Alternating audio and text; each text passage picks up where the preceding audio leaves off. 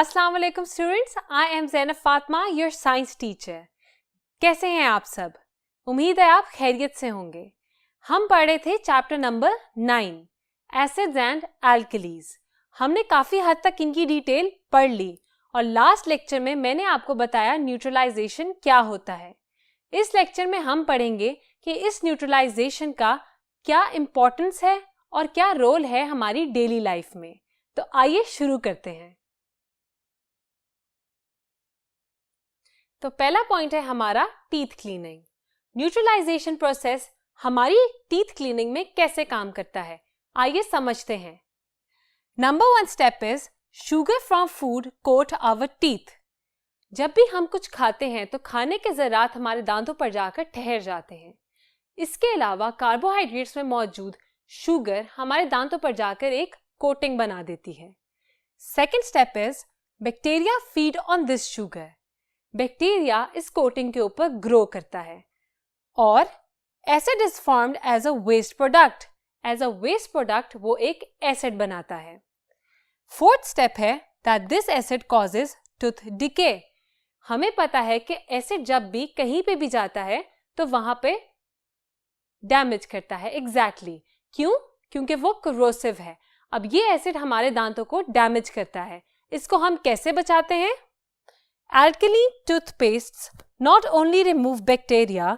जब भी हम टूथपेस्ट यूज करते हैं तो ना तो सिर्फ वो बैक्टीरिया को रिमूव करती है बल्कि उसकी एल्कलाइन नेचर की वजह से जो भी एसिड फॉर्म हो रहा होता है वो न्यूट्रलाइज हो जाता है और न्यूट्रलाइज करके क्या बनाता है? एग्जैक्टली वाटर और सॉल्ट। ये हो गया हमारा first step, that is teeth cleaning. Teeth cleaning में न्यूट्रलाइजेशन कैसे काम करता है उम्मीद है आपको समझ आ गई होगी। अब देखते हैं ये और कहां काम आता है। Curing indigestion. Curing indigestion. अब इंडाइजेशन क्या होती है? इंडाइजेशन कहते हैं बदहजमी को। बदहजमी से न्यूट्रलाइजेशन का अब क्या ताल्लुक है, मैं समझाती हूं। HCl produced in our stomach helps in digestion. Step number 1, हमारे स्टमक के अंदर HCl प्रोड्यूस होता है और ये HCl बहुत इंपॉर्टेंट है। अगर HCl मतलब हाइड्रोक्लोरिक एसिड प्रोड्यूस ना हो तो हमारे मैदे में मौजूद पेप्सिनोजन पेप्सिन में कन्वर्ट ना हो और इस कन्वर्जन के ना होने की वजह से हमारी प्रोटीन डाइजेस्ट नहीं होगी। इसको कहते हैं indigestion. When we take a heavy meal, step number 2। अब HCl प्रोडक्शन तो नॉर्मल है और डाइजेशन भी कर रही है, तो फिर ये इंडाइजेशन क्या होती है? जब भी हम कोई हैवी मील लेते हैं, हैवी मील से हमारी मुराद है या तो कोई बड़ा मील जिस तरह खाने जरूरत से ज्यादा खाना खाना, या तो ज्यादा ऑयली चीज खानी, या तो कोई स्पाइसी चीज खानी।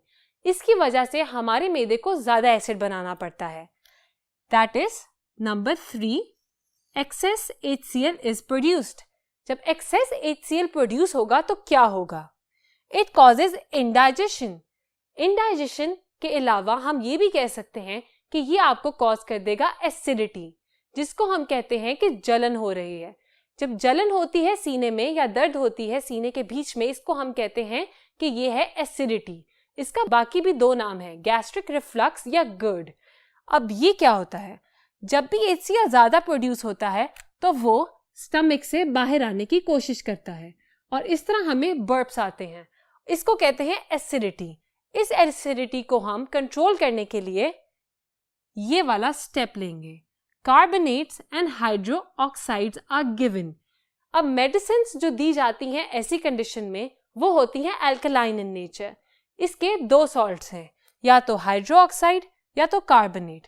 जब भी ये alkaline medicine in the form of syrup या in the form of tablet दी जाती है तो ये कर देती है HCl के इफेक्ट को न्यूट्रलाइज, और न्यूट्रलाइज करके हमारे इस डिस्कम्फर्ट को आसानी फराहम करती है।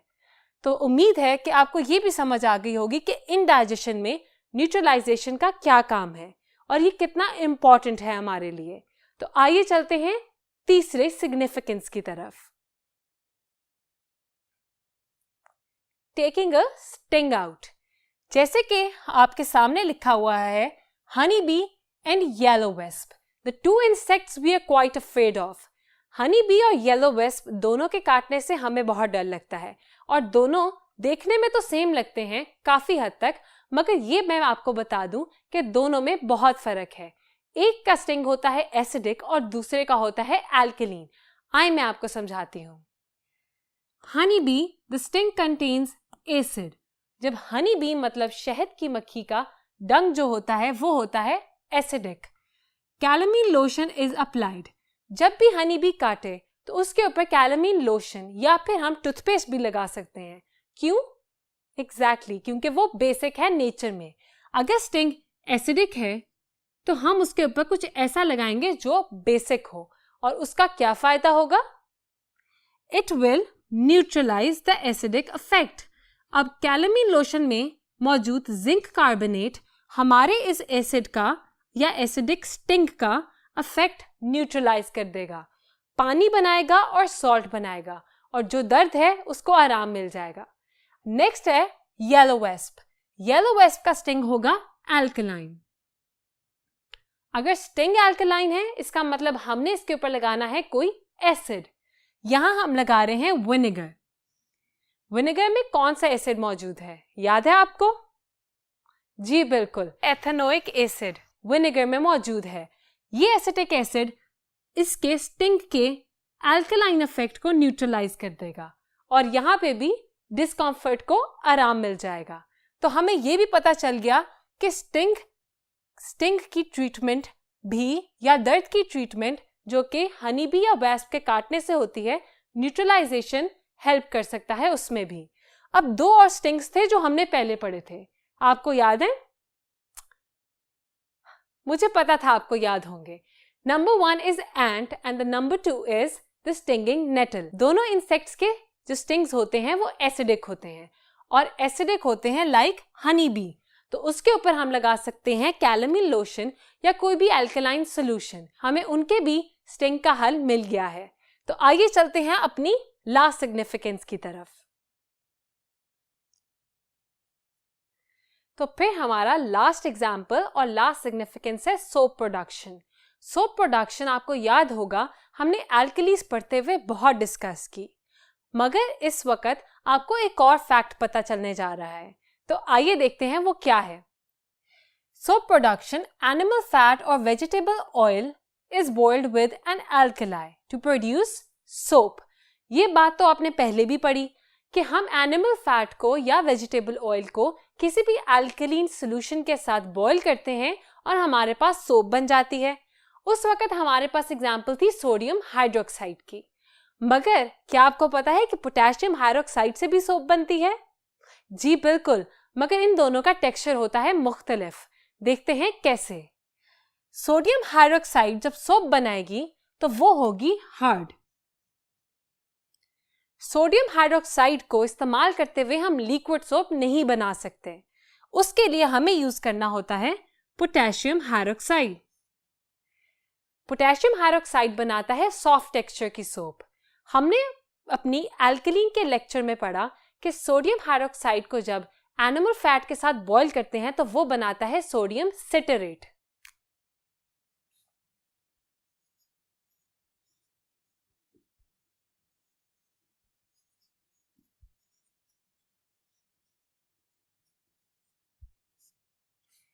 ऐसा ही एक कंपाउंड है कि जब हम पोटेशियम को एनिमल फैट के साथ या वेजिटेबल ऑयल के साथ बॉईल करेंगे तो वो बनाएगा पोटेशियम सिटरेट।